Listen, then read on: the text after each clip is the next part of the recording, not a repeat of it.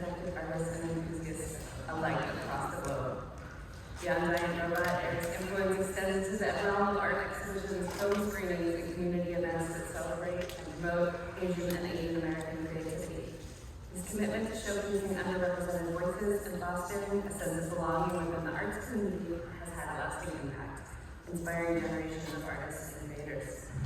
What sets Eric apart is his unwavering dedication to authenticity, his belief in the power of art to bridge cultural divides and foster understanding. So, on behalf of Comic-Con International and the Board of Directors, it is my honor to present our INCA Award for Achievement in Popular Culture to Eric Nakamura.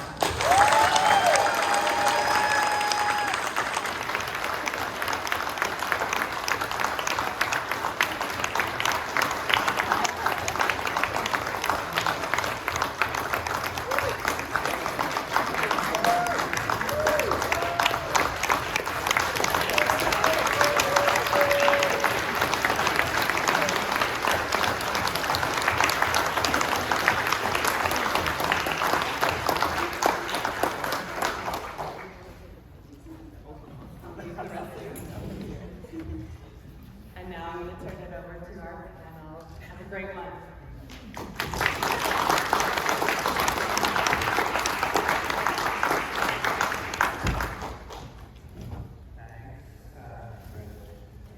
Eric, thank you. Lifetime access. Great. You just come up and you say, I have an ink pot, and they let you in. That's true.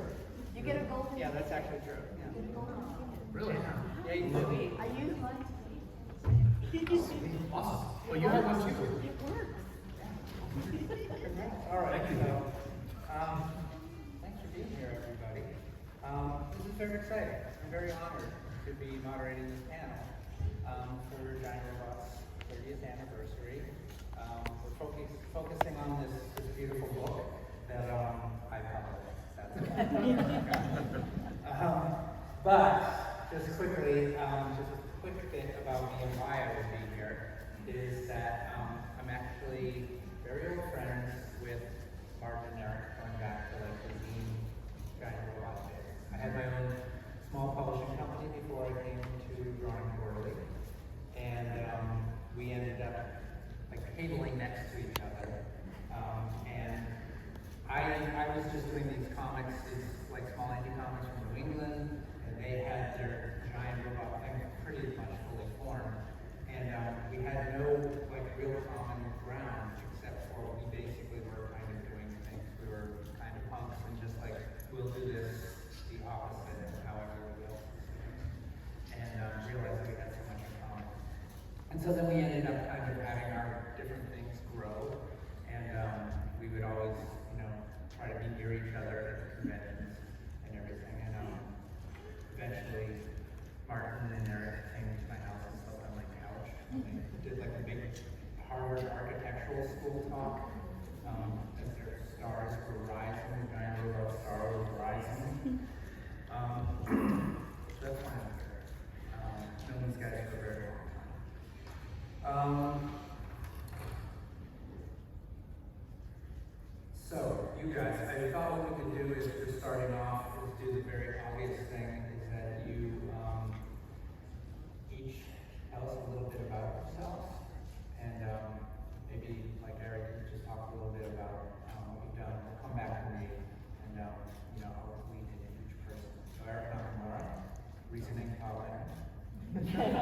I keep it short since I guess I would have a nice long bio. That's true. Yeah, but anyways, now I still run Giant Robot, and we have a retail store, an art gallery in Los Angeles, and I think aside from running stores and doing exhibitions a lot, I think one of the most important things is just being a good advocate for my own neighborhood and my own area, and I think that's pretty important to me. All right, cool. Mark, how did you get into this Giant Robot? So I'm the other guy that worked on every issue, Giant Robot, 1 through 68. All the typos and stuff I was supposed to fix. Tom probably fixed them this time around. Yeah. But it was a really amazing and incredible ride that keeps on going. It started as a staple of the Folded Zine, as Tom mentioned. Eric and I both contributed to punk zines before that a little staple. Craig is here, I saw him back there. We contributed to Fear of Grown-Ups, which was like a Jabberjaw kind of based thing, and we went to a lot of shows together with Lynn, his wife, and contributor to Giant Robot. I see so many contributors here. David Walker's back there, who wrote a piece on Jim Kelly, I think. We got Kiyoshi, who did the Fight Back stuff. Greg wrote pieces. Sharon was a bot. Tons of people here. I love this. And then the magazine just grew, just like the community grew. We kind of became a scene, you know, a magazine, but we made, you know, there's movies there, there's music, there's art. Yeah, we just kept growing. We had so much fun until we didn't. No, I'm just kidding. It was always fun, even when print ran its course. And I'm really happy that the magazine is back in print because it was really hard to read. You know, it was hard to find. We didn't have the original issues. We never put it online. You know, you had to have physical magazines, and now there's evidence that it existed, which is really exciting. Well, I mean, online wasn't quite the same thing, right? That was different because it's an animal. You know, like there was a whole scene of weirdos that would write about this stuff and they were way deeper than us. Like we just wrote about what we liked, but these guys are like hardcore. And I was working in a comic shop when I met these guys at the time. Millionaire Picnic. The Millionaire Picnic in Cambridge, Massachusetts. I went there when the Lindas played last in Cambridge. Nice. Yeah, it's a little dirtier. Yeah. But it's great. Hard to believe though. It's I dirty. mean, aren't we all a little dirtier? Years later. But we'd get in the issues and they would immediately sell out. And there became a point where when you guys started putting out the merch, which was again just kind of like this brilliant thing where you're like, oh, we can have one Giant Robot t-shirt, but we can also have 20. And our whole wall was pretty much just filled with Giant Robot shirts that we would sell like crazy. And it just sold like more and more. And we knew it was the coolest thing. Giant Robot was the coolest thing. We knew, like as a dumb white kid in Massachusetts, I was like, I know that's where all the information is. These cool guys know everything. And it was pretty amazing. And I knew there was plenty of kind of like, you know, you can stop the fakers, and Giant Robot wasn't the faker. Did most of you out there, did you read the magazine? Or are you familiar with the store?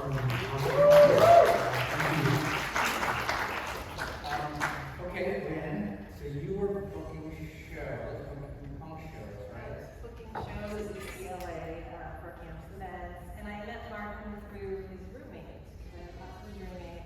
And then in the old days, maybe some of you remember there were landlines. So I kind of called roommate, maybe I wasn't paying attention in classes or notes or something, and then I would chat with Martin, and then we liked a lot of the same bands and hung around with the same people. And then before Giant Robot, my then boyfriend had a magazine here Grown Ups that focused on music, so I wrote for that and I started writing for them. And then in the 90s, there were these other magazines, Audrey and Wong? No, the other Asian magazine. Yo, that's it, Yo. So I wrote for them too, so. They all kind of sucked, by the way. Yeah. I think they were trying to be more mainstream and just, you know, if you're not in the mainstream, it's incredibly hard to morph yourself into that. And I've sort of been skimming the book yesterday over like breakfast while my kids were sleeping. It was really incredible to see that, you know, if you stick around, there are great things that can happen. And like seeing the show, like when those interviews came out and seeing the movies back in those days, did you ever think she'd win an Oscar? You know, Well, she's on the side of the building outside. yes, yeah. Or like YTV has an Oscar now, and then you know, Yuki Sanada is nominated, like as the most nominated show. I'm pretty sure none of them remember us, by the way. Well, now that you remind me. But yeah, now I work under the House's Mouse for 20th and Searchlight. So very buried at the end, you can see my name and my friend's name. So we work on the studio side of movies. That was a particular thing, and I think it's kind of the thing that would make the difference where you would know, like, this is the real deal, is the voice of Giant Robot, which was kind of like, I wouldn't say snarky, because it was a little under. I feel like it wasn't too over the top, like some things were things, there were zines that were just mean. Yeah, we weren't answering. Right, you weren't answering me. We're more like I wish I didn't bring up answer me as often as I do. And just forget you said that to me. But there was still, it was like kind of like kicking against what, like the mainstream magazines and stuff and the mainstream ideas. And that was very obvious, and we were all kind of searching for this information. You didn't just Google whatever you wanted. I don't want to put too fine a point on that, but you'd find the magazine and you'd be like, okay, this is where I know I can find out what I need to find out. I can trust these people. So Beth, I left Michelle and Yo up here. I think this is your article, right? Yeah, Why don't you tell us a little bit about it? sure. I feel like, you guys are talking about how funky and I felt a little like mainstream and like somebody's mom, because I was working for NPR for public radio, which feels a little mainstream, but I was absolutely hooked on Hong Kong movies back in the 80s. We had a karaoke store where they sold Laserdiscs, and the guy knew all the movies, and it was like my drug dealer. Like, I would go in and I said, I saw this Jungle Jam movie, like, what else is there? And he'd like, and then he'd give me like more discs. And then back in the 80s, the late 80s, like nobody in the US press was really looking to talk to those people. So through NPR, I got some hookups to do these interviews. And so like I was just following my passion. Like that's what I love for movies and action movies that just like exhilarated me. So was this thing that you kind of like on radio, like hit over hit, it's like 5 minutes or Yes. But then you had like a transcript that was like that, Yes, right? yeah. Because back then, I was like, I got a 2-hour interview, I think, with Chow Yun Fat. Like, we just sat in a restaurant, and like nobody was there going, we got 20 more people here, or you need to be on a round table with 10 people. Like those early interviews. Like he drove himself there in his rental car. Yeah. And then you guys gave me this opportunity. Not too proud to take leftovers.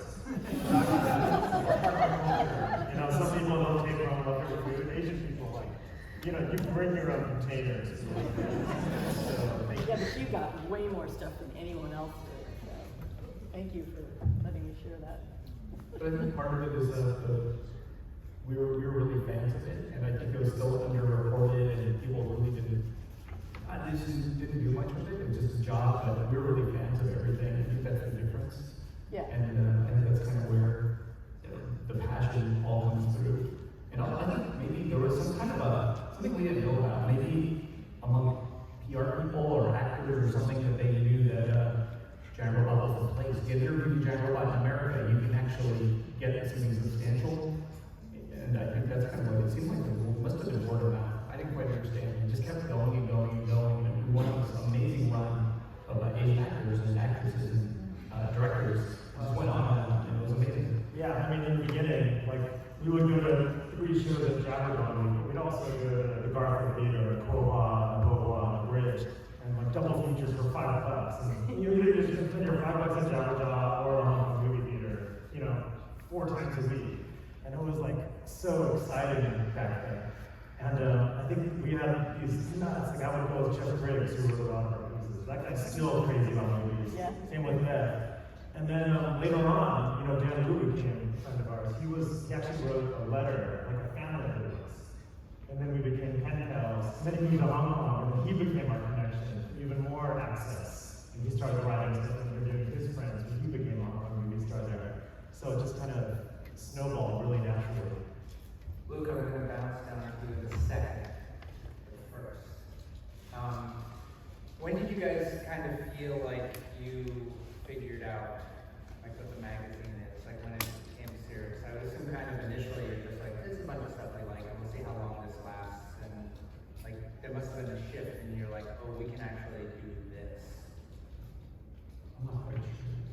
It just kind of just go with the flow, and I think it was always an improvement. Every issue was supposed to be better than the last one, and I think that was kind of what I wanted to do, is make everything better if we could. And then there were points where maybe the font was too small. Like I was just like thinking, okay, we're gonna make this interview full form, and it's gonna be 5,000 words, and the font was 7 point, literally 7 point or 8 point in a narrow font. So there's a point where it's like, okay, too much, step back a little bit, make it a little better, and then it just evolved.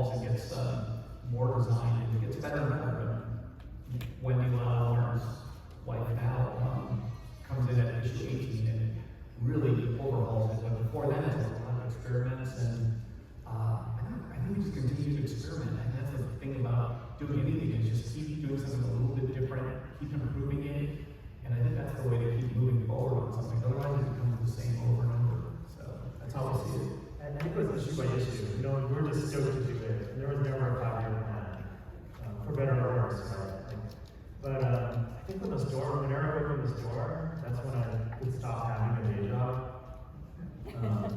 So that was kind of a turning point for me, for sure.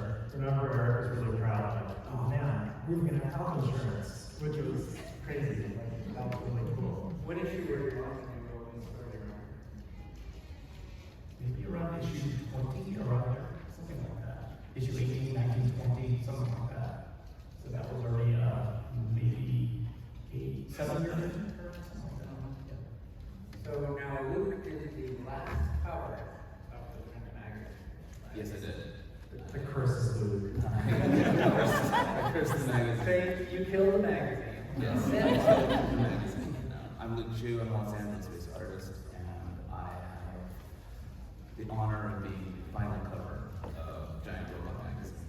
And I guess my story concerning Giant Robot is I grew up in Fresno, and I discovered Giant Robot through Tower Records, and it kind of opened my eyes to, like, I grew up in Fresno. I was the one edgelord Chinese kid in the entire city, and I find this magazine that kind of opened my eyes to what was going on outside of Fresno, California, and became, a collector of the magazine.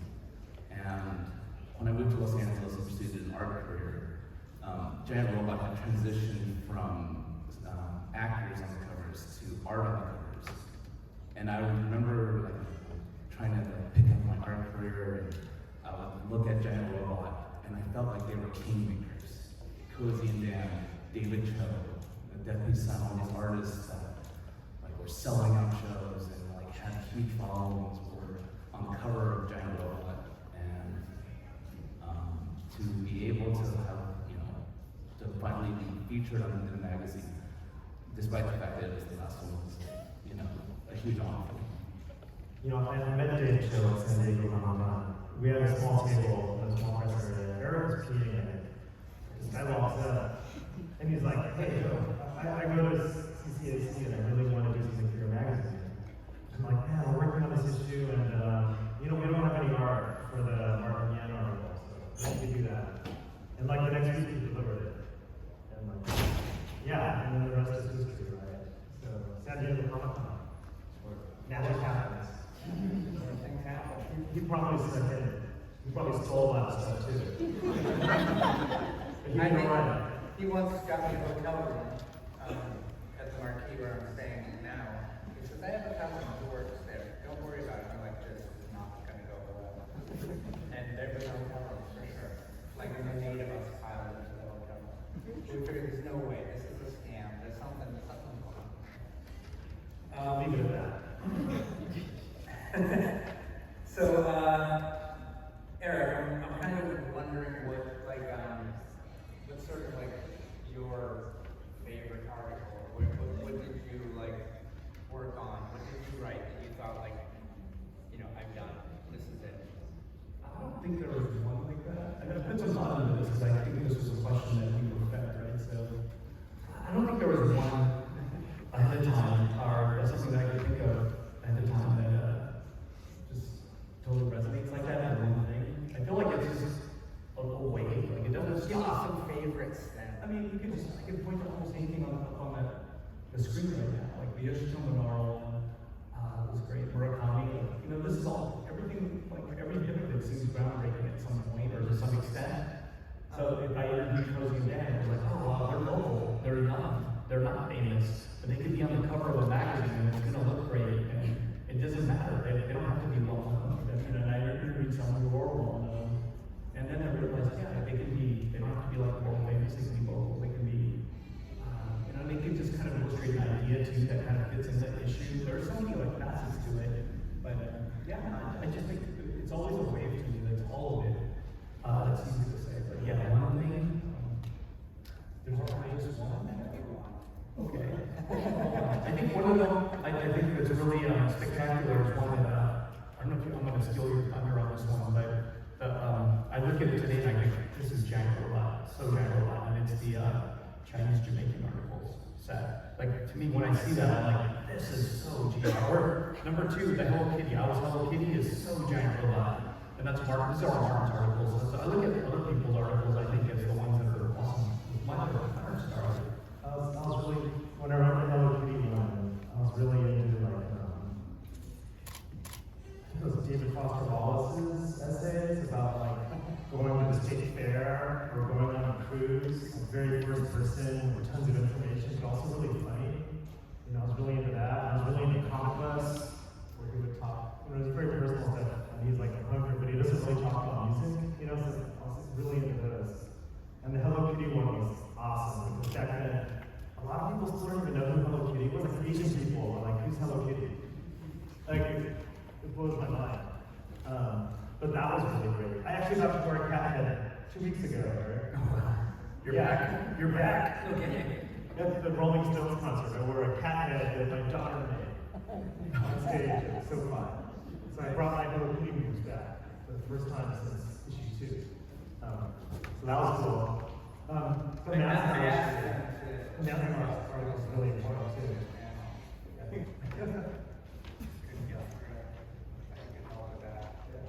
But yeah, Hello Kitty, Mazar, Chinese Jamaicans, like I feel like that would have been a really amazing documentary. Someone could have made a really cool soundtrack.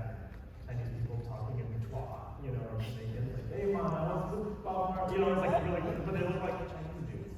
Like it was so cool. Like, that was such a great documentary. Now they're all dead. It's too late.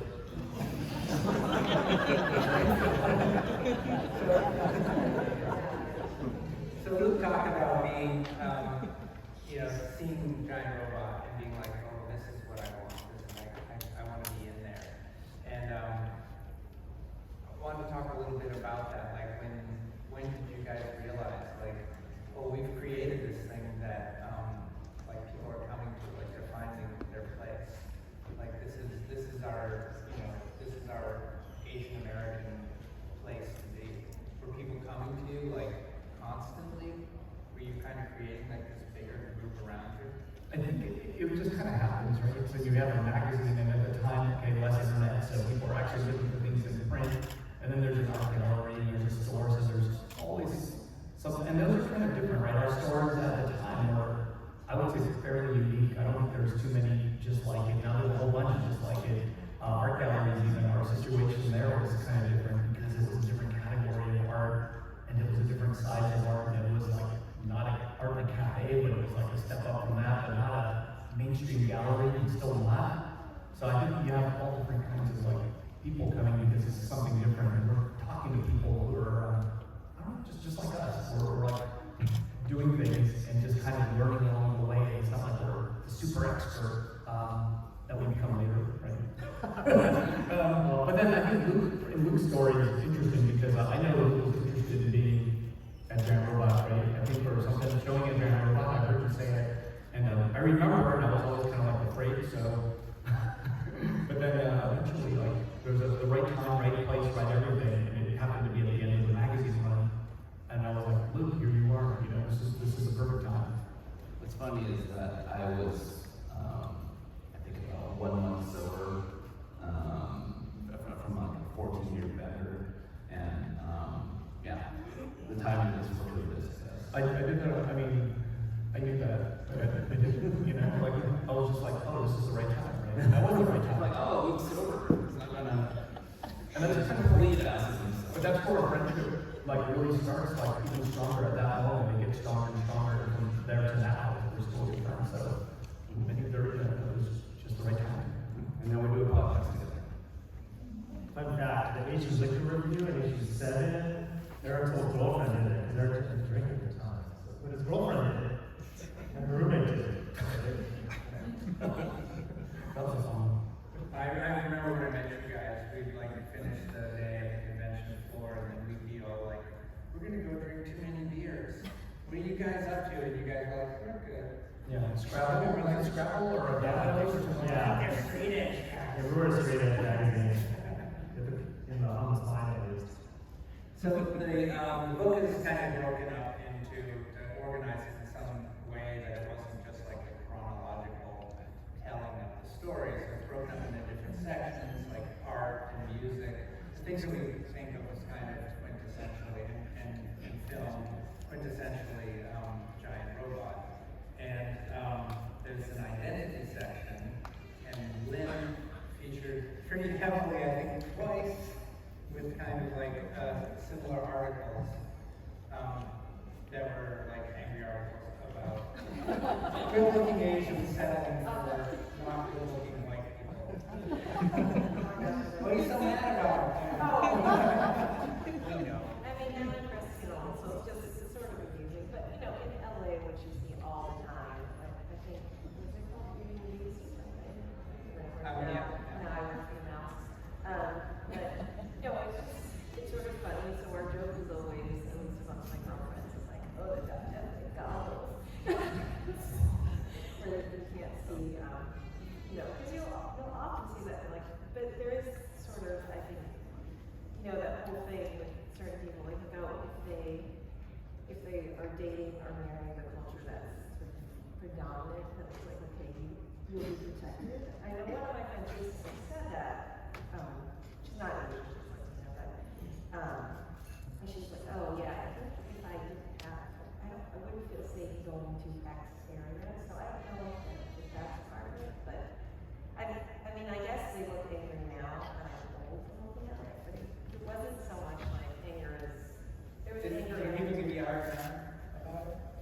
Well, I think a long time ago we had a panel and someone came up to me, like, asking about it. I now can't remember what happened, it was so long ago, but, yeah, because I think actually first the person was emailing him, was like, there's emails, and then we had something in person, a small person, and he came up to me and asked me about it, and I gave my perspectives and sort of shut it down, but I think, once you get older and you're working, then sort of like large level, you feel it. So I could probably write a million stories about that in other respects. So, but no, that was what I was feeling at the time and what I was experiencing. And then Eric brought this up as a topic to cover. Next. I remember we turned this corner and we started getting invited to panels at colleges. I said, whoa, we get $100 for this. Cool, this is right. But we quickly found out that to like the other Asian filmmakers on the panel that we had become the man. We thought that we were the upstarts or the, like we were causing trouble or whatever. No, to them, we were the establishment because we were the big glossy magazine. They used to get Tower Records. Yeah. Then I remember another time, Mimi Nguyen, who's like this brilliant feminist writer, she called us all the way head fest. And I was like, whoa, she's right. But yeah, so it was really interesting going out. Because we were just in the garage working on stuff, and we weren't really part of academia, we weren't really part of anything organized, so we're just in our bubble. That was really interesting. And you weren't really an all-white party. I mean, you had like Beth and Lynn right there at the beginning, right? So I think one of the ones who kind of complained in that magazine thing was Watson. Oh yeah, He was one of them that was like, he's like a New Yorker editor or something. Yeah. really awesome. Nice guy, though. sorry, there's an echo here. Yeah, it's hard to hear. Pick things up. Are you having the same problem? Or We'll mumble louder. quieter? Yeah, and you talked a bit about like Shaoyang fat and stuff. You want to share any other like kind Sure. of favorite? I was like totally starstruck by Chai and Chan, I have to say. But what was fun is I did this interview. It was probably one of his first ones in the U.S., but they set up the interview, and I was waiting for him at the hotel, and he walked over, like from some apartment he was staying at, which like celebrities and talent, like in Hollywood, like they would never do that. But he walked over. We did this long interview, and then you guys wanted to do a photo shoot. And when they started the photo shoot, he genuinely is like a shy person. He was sitting there and he was just kind of like down, and they were going like, we want you to do like some kung fu moves or something, and we want you to do some action. And he was like, But my ex used to smoke cigars, and he had wooden matches. And I said, wait a minute, give me one of the wooden matches. And I gave him the wooden match, and then suddenly he was one of the characters he had played, and he was flamboyant. Because remember, like, you guys took him out onto the island? Yeah, it's a weekend in Century City. Yeah, and he started doing moves, and he was jumping off of the, like, bench that was there. But, I mean, he was literally, when he started, just, He didn't have a handler, right? It was kind of interesting. No, he came by himself. yeah, he came Yeah, to street he clothes, walked street clothes, and just across the himself. street from where I he was remember. staying. Because I had to buy him a tea because he had no money. He had no wallet. He said, like, do you think you could buy me something to drink? Because I didn't bring my wallet with me. And I'm like, I'll buy you whatever you want. Yeah. Because they had a better tomorrow, you have a match to do. Yeah. So he just, like, suddenly he became Mark, and he did, like, whatever they wanted, whatever crazy stuff he wanted him to do, he did. Oh, he had that middle photo, right? He was pretending he's reading. That's got Tony Wong on the cover, and he's looking at Tony Wong issue right on the streets. It's kind of fun. He's like, I said I'd be in this magazine. He's so, like, he had so no ego. Like, he told me, he was like, I would rather just be, like, shopping for food right now in the market Then doing this. than, like, and one of the best answers is I was talking to him, I don't remember if I asked him, like, who he wanted to work with or whatever, but his mom was just, I want to work with Mr. Bean. He loves comedy, like, he loves to do comedy, and he was like, oh, I'd love to do Mr. Bean. Oh, and I said, yes, that's great. Because I told him my favorite film of his was Full Contact, and he looked at me like, I'm so mean in that. Like, why do you like that? That was a Ringo Lamb one, right? Yeah. Those were like way darker than John Woo. Like, there's no romance in it at all. It's just. No, it's really, and it's got Simon Lamb in it, Yeah. and it's brilliant. It's hard to find the uncut one, but He's in some good musicals too, right? Yeah. Remember his that bowling montage? That was really good. yeah, there's one I remember. Well, and it's funny because when we got introduced to some of these Hong Kong actors, when we watched their work, like in the U.S. you're used to a lot of stars having a particular type of personality, and I remember there was I forgot the name of the film, but it's the one with the chainsaw fight at the end. But Tiger on the Beat. So it starts with this scene where he's like trying to talk someone out of like a hostage situation, I think, or something. But at one point he pees in his pants. Chow Yun Fat pees in his pants, and you're going like, no, like Bruce Willis would never let them do that in film. And then he's still the hero at the end, and he still kicks major ass. But he's not like. That was fine to have that as part of this, and he would do great comedy. If you ever look for some of his comedies, he is hilarious. He's wonderful. He's charming. He's got Cary Grant qualities. And I don't know if I have time to tell this really quick story. It's not really related to Giant Robot, but to show how like charming he is, I was on a press day for Curse of the Golden Flower, and they had set up interviews with Johnny Moe and Don Lee, and they said, we don't know if Johnny Moe really difficult, and we don't know. And the publicist was all pissy, and she was, I'm going to talk to him, but don't get your hopes up. And so she and her assistant went in the room with him. 2 minutes later, they came out giggling and smiling, and like, oh, he's the most wonderful person. He's like amazing. But he was like that. He had this genuine like charisma, and it was like, yeah. Hey, what? Hey, Passion. That's the passion it takes to make a giant robot. Do you guys have a sense of how Giant Robot contributed to popular culture? Is that too big a question? Like, is that like, this is the great stuff we did? Can you just tell us about the great stuff we did? It's one of those things that I think for me, it's kind of like, I guess other people can say stuff like that. Eric, some of these questions are questions you gave me. So let me take it back. Yeah. Stay in That's a hard one. I mean, have you ever look at when you look at Giant Robot and then you realize that at the end of, I guess toward the end of Giant Robot,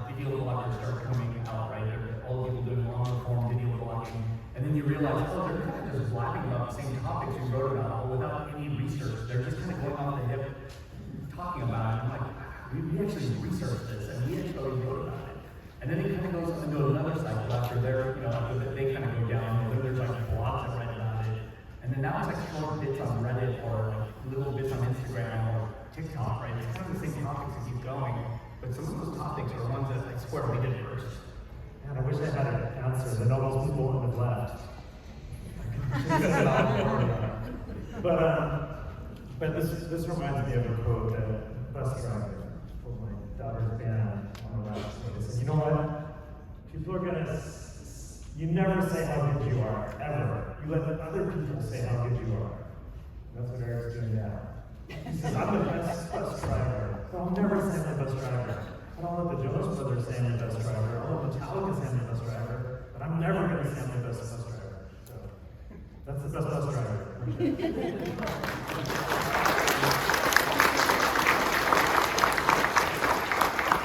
I mean, the other thing is about like what you're saying, Eric, is that over time, the issues of giant robots become like the research. They become the thing that you refer to talk about that subject. That's the print, that's the research print that you would use, or even the non-research print, and they're just gonna, read it off in a video, a real quick video, and make a piece out of it. That's how it goes. That's what they did. No one compares. That's the hope with that. Like really, they just wanted to Some kid just reading it. and no one will link to the total sample. Like no one wants you to research and write something wrong anymore. No one needs it. This is like a dinosaur. It's like a coelacanth swimming in the ocean. But they're still around, so it's okay. Yeah, we're the coelacanths. It's a beautifully designed, reasonably priced dinosaur. What about Luke?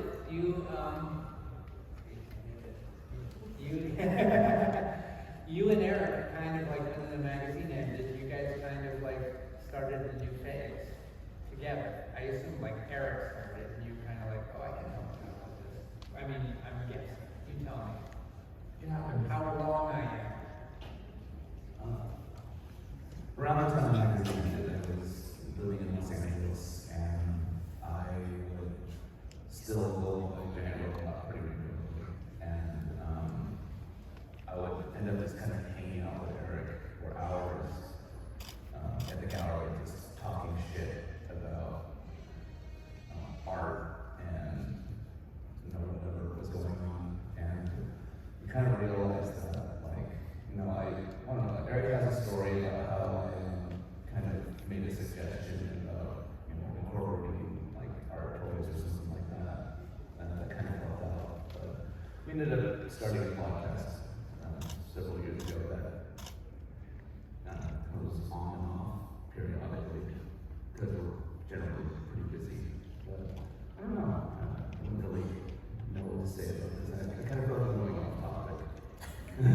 It's difficult, but I just remember it's really hard. I think once the magazine ends in like late 2010, it's kind of like you're forced to, okay, now that's gone or it's not around, you have time. You're trying to figure out, well, how do I make use of this time? And how do I get used to this new life? And that's basically what happens.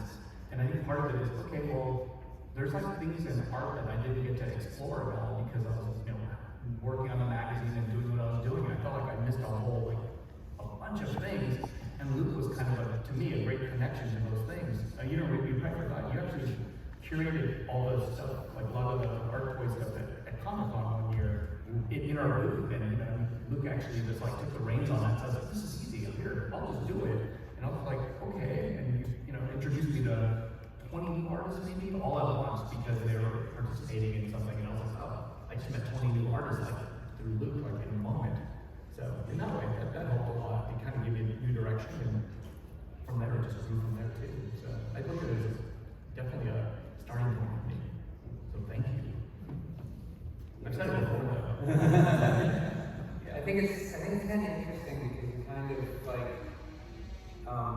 with the magazine and then after the magazine, you kind of like nimbly shifted the focus, but not in a way that just sort of like turned your back on what happened before, but kind of keeping track of where culture is moving and just what made sense to kind of like, one, Eric, to just like keep yourself interested in what's going on, following your interests, but it never had that feel of like selling out the brand. Like you had it was always grounded in kind of like what the conversation was. And you were often leading the conversation too, but you weren't leading the conversation down like a blind alley. Just like, now I'm really into flying my own plane, everyone, and that's what you're going to be focusing on. Like, because you're into flying your own personal plane, right? That's a terrible example. Thanks, Tom. Whatever, we're here to compromise. I think we have time for questions, right? Do people have questions? Yeah, we got some time. Questions? People want to chime in? Tell us, what giant robot into? Come on. There's a microphone in the middle, anyway. Yeah. Who wants to sing, There we go. First, I want to say thank you to everybody who's here, because I didn't get to say that yet, but thank you to all of you.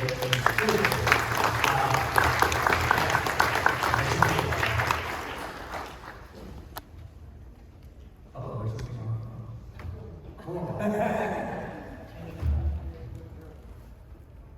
Hello. This is a question for everyone on the panel. I guess, is there anything you feel like since Giant Robot, like the magazine ended, that kind of, keeps the spirit going or fills the gap in terms of like what Giant Robot represented? For me, it's just like everyday life, whatever it is. I mean, I experience things here and there where I can like start saying, oh man, I'm learning about this, we need everything about it. Usually I just, sometimes I see that, I'm like, you know what? I'm not going to explain anything. You figure it out yourself, that's kind of what I do. But then at other times I think, no, I just kind of keep doing what I do, running a shop, doing art, curating art, and pushing that as far as I can and doing the best I can at it.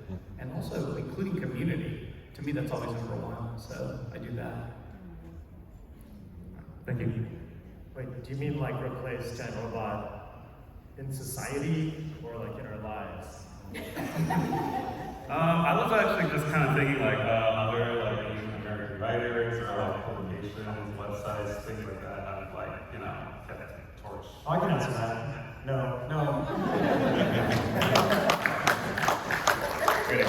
There's bits and pieces of Giant Robot all over the place.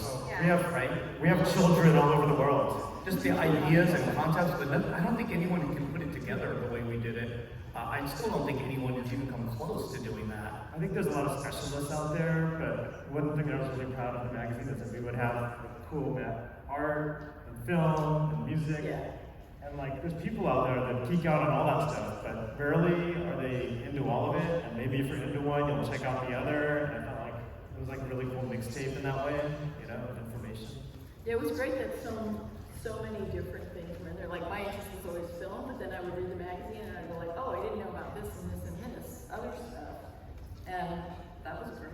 You found it all in one thing. And we tricked you by putting history in it, right? We tricked you kind of like it's like giving you the Brussels sprouts you hate with like whatever the candy that's in there. So we kind of like that. I remember when we did the Yellow Power issues, or the Manzanar, it's like, oh, we're making history cool, because Eric actually studied Asian American history and stuff, and it was not cool. So for us to do that was really important and interesting, I thought. Hi. First of all, thank you all for being here today. It's great listening to all your stories. What kind of advice would you give, say, like a teenager today? Like, I want to talk to my son after this. Like, if he wanted to try and do something like Giant Robot, like with no money, no budget, just him and his friends, like, what is something that you can actually just do as a kid to try and do something like what you did? Oh my God. This is something that I think coming out of punk rock, where you just do it even if it's not perfect, and you work on, instead of waiting and having a perfect situation and you figure out you're really great at what you do. No, you just go for it, you find people that are close to you with common ideals and complementary skills, and you just go for it. And you get better as you go along and have fun. I think that's the best thing you could But do. you can't let nothing stop you. That's the key, right? You just have to keep going. That's the key thing. Yeah, and I think that's what we have in common with the Kaiwater books, or with people who are into making indie movies, or indie art and all that. Like, all of us have that in common, I think. Of just going for it, even though you're not great at it, and then you kind of build your own scene. You know, Yeah, find I think you have to have kind of like a bit of that blind confidence that you realize later, you're like, I did not know anything.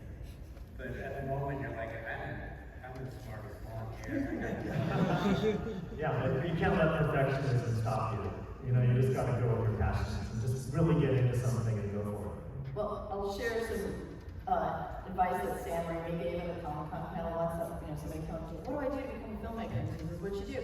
Monday you write a script, Tuesday you shoot it, Wednesday you edit it. On the weekend you show it to people, you listen to what they have to say, take any advice that you think is valid, and on Monday you write another script.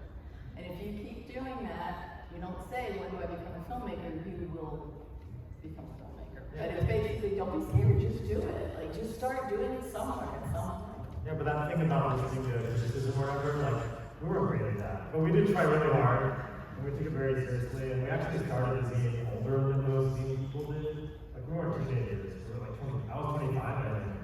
So we were, you know, adults with skills. But it was just a given you were going to do the next one. Like, you just went right into the next one. Yeah. Yeah. And a lot of people are like, oh, that was cool, I made that. But now everyone's on YouTube if you want guidance. If your son wants guidance, if your son has his phone, he can do all sorts of things. Yeah.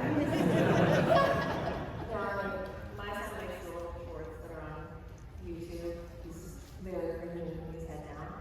But, he has a good time with it. It's like, oh, what is he doing it for the morning this summer? I guess, making his own motion and cutting things down. But, whatever he wants to do, he should take an attempt at it. Thank you. All right, last question.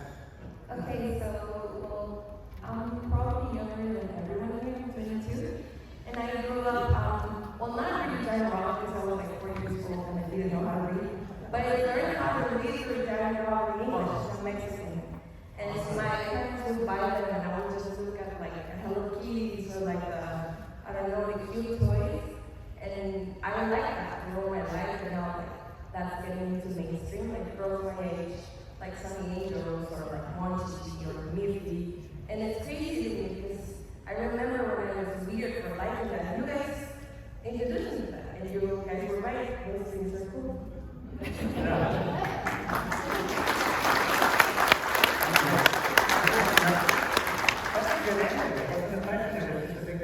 I went to Mexico City a couple years ago, and I went, like, there was that big otaku mall.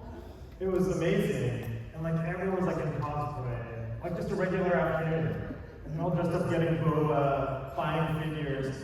And Wendy and Eloise and I were the only Asian people there, and we stood out because we were not wearing cosplay. it ruled. It was so good. And then also we did that Mexicali article too, finding Chinese people in Mexico. Finding Chinese people. Yeah, and that was really cool too. So we're big fans. So. All right, we I got to was wrap meant up. to be Hello Kitty because he shares a birthday with Hello Kitty. We're out of here. We're Come going to on, be John signing. Robert. We're going to be signing down at the Giant Robot. What's the number? 1729. Okay, 1729.